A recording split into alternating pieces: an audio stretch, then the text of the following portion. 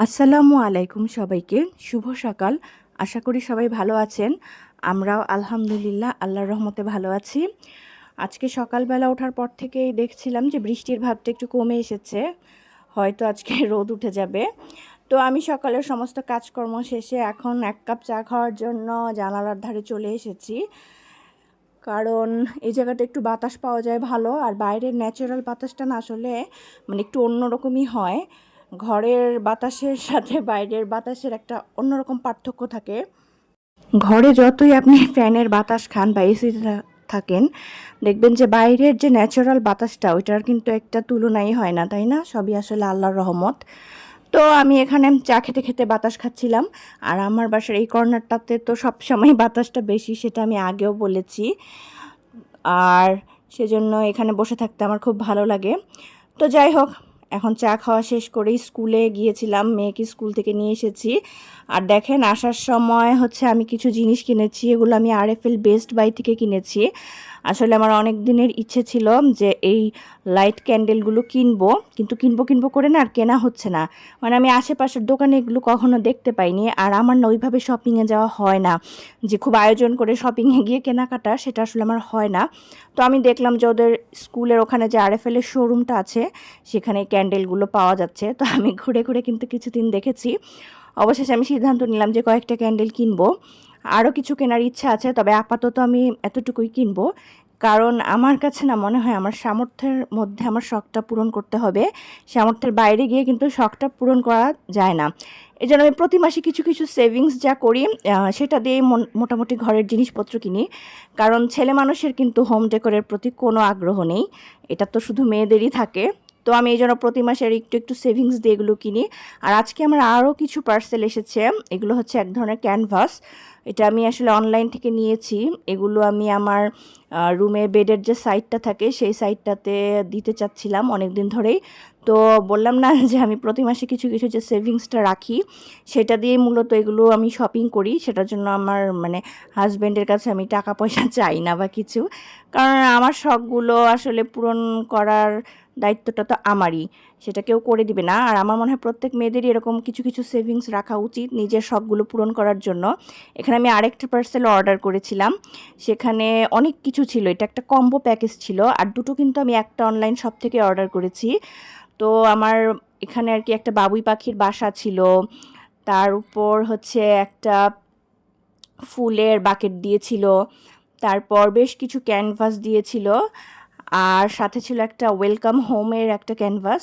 তো সব কিছু মিলিয়ে খুব ভালো লেগেছে আমার কাছে জিনিসটা।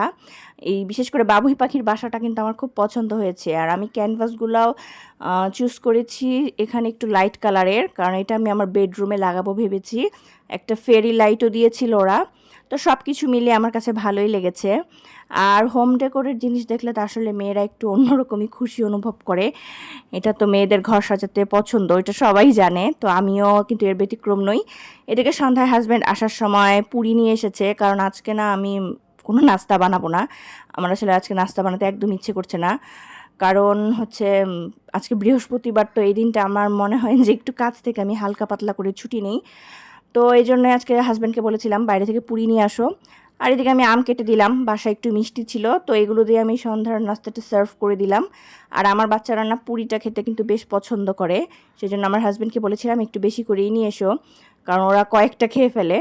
তো তারপর সন্ধ্যাবেলায় কিন্তু আমরা একটু টি পার্টি করতে আজকে ব্যালকনিতে গেলাম। আমার বাচ্চারা বলছে যে ওরা আজকে বারান্দায় গিয়ে টি পার্টি করবে।